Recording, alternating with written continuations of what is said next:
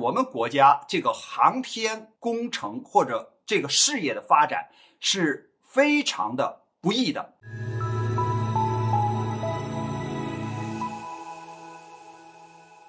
大家好，我是曹卫东。我们国家的航天载人工程啊，应该说从这个1986年863计划，然后提出来要搞这样的航天工程。当时呢，就是我们国家的航天工程的这些科学家呢，就集中到了一起。但是呢，搞什么样的飞船，搞什么样的航天器，这成了他们争论的一个焦点。当时呢，我们国家呀，搞这个航天工程的首任的总设计师叫王永志，他当时就提出来说，这个美国呀，在1981年就已经把这个航天飞机试验成功了。那你说他81年航天飞机都试验成功了，我们现在再去搞一个飞船，这就落后的太多了。说我们现在既然上，就应该向美国搞这个航天飞机，不要再搞飞船了。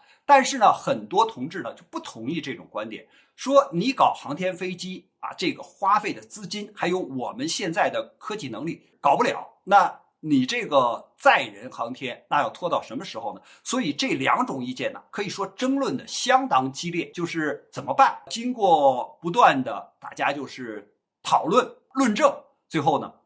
统一了意见。那么当时呢，就王永志同志呢在回忆啊，就当时的情况时候呢，就说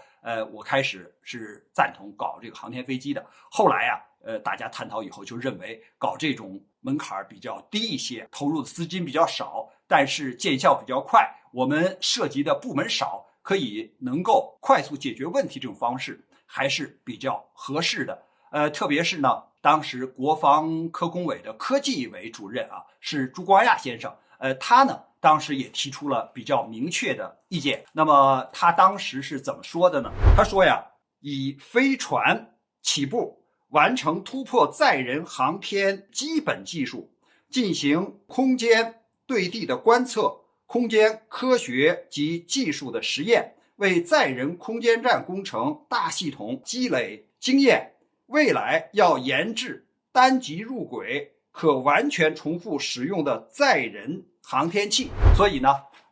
这个意见呢，最后大家是比较统一的，就报给国务院、中央军委。那么这是一个涉及到跨世纪的工程啊，所以党中央、国务院、中央军委都非常的重视。这个中央呢成立了专委会，中央专委会啊对他们这些科学家所上报的这个计划，在载人航天工程总体方案上同意了，并且决定呢，第一，同意我国发展载人航天分3步走。第一步，在2002年前发射2艘无人飞船和1艘载人飞船，建成初步配套的试验性载人飞船工程，开展空间应用实验。第二步，大约2007年左右，突破载人飞船和空间飞行器的交会对接技术，发射一个8吨级的空间实验室。第三步，建设20吨级的空间站，解决由较大规模的长期有人照料的空间应用问题。第二大点，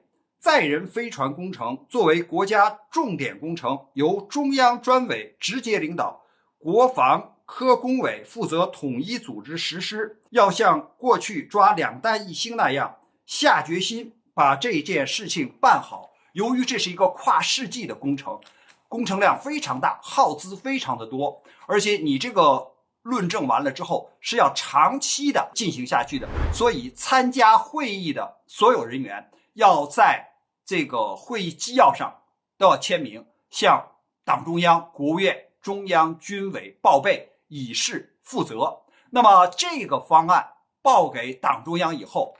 在1992年的9月21日，中共中央政治局常委会讨论审议了中央专委关于开展我国载人飞船工程研制的请示，正式批准载人飞船工程上马。此后，载人飞船工程便以中共中央政治局常委会批准的日期命名为921工程。所以我们看到啊，我们国家这个航天工程或者这个事业的发展是非常的不易的。我们的这个老一辈革命家，我们老一辈的科学家做出了重大的贡献。所以当今天我们看到我们国家进入就是这个航天大国、航天强国的行列的时候，我们应该呢在回顾或者是铭记老一辈的革命家、科学家为我们国家所做出的这种杰出的贡献。